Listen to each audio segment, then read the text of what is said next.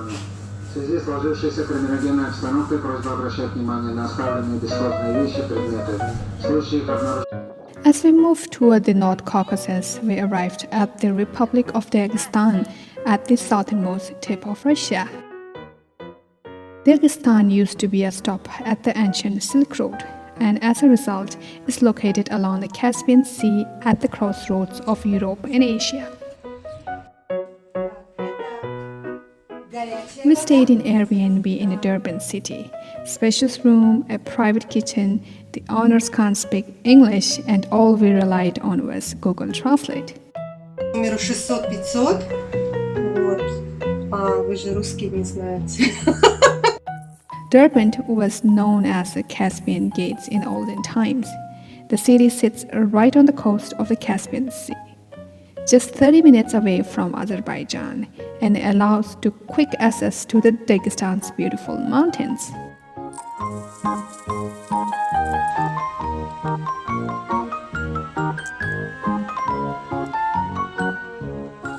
In the evening, we had an evening walk along the Caspian Sea.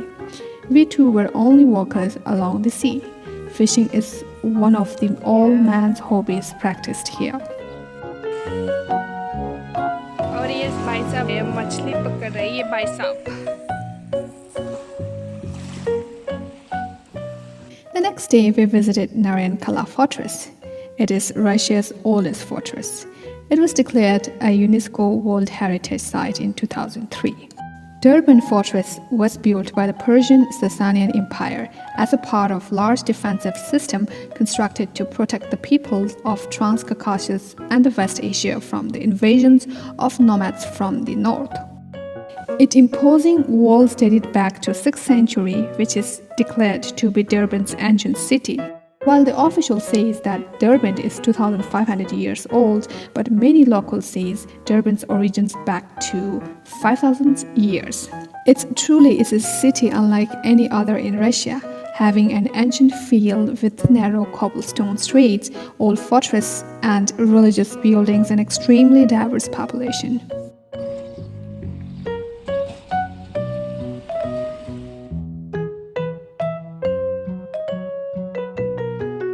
And then we move toward the north. The Republic of Kalmykia is the only Tibetan Buddhist region in Europe. That is why this place is in our list. We took an early morning train from Derbent to Elista, Kalmykia, and spent the night on the train. Russia is very vast, but population is less, and the streets and the train stations look empty, unlike India and China. We thought dinner will be provided on the train, but that night we spent the night eating Russian instant noodles. Everything is written in Russian. You won't be able to understand a single word. We arrived at Elista in the early morning. The day was very hot and almost can't go out. In the evening, we visited the Golden Temple.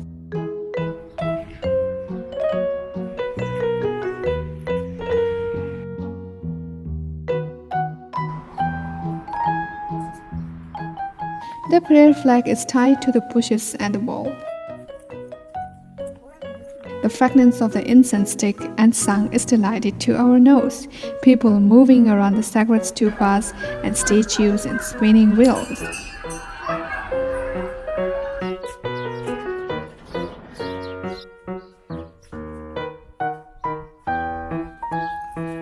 It is very Mongolian.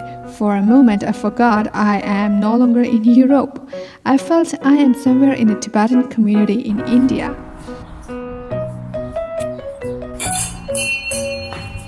While in the background there is a constant chant of the monk reciting their sutras and mantras.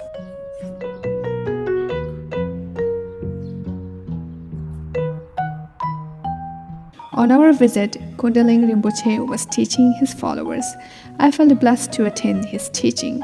The teaching is translated into Russian, but I directly understood him teaching in Tibetan.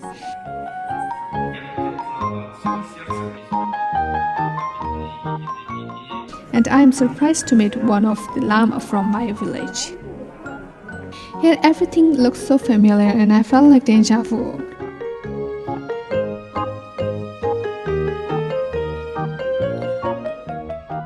the museum, Kalmykia nomads, a Mongolian subgroup, came here about 400 years ago. They brought their Tibetan Buddhist faith with them from Asia.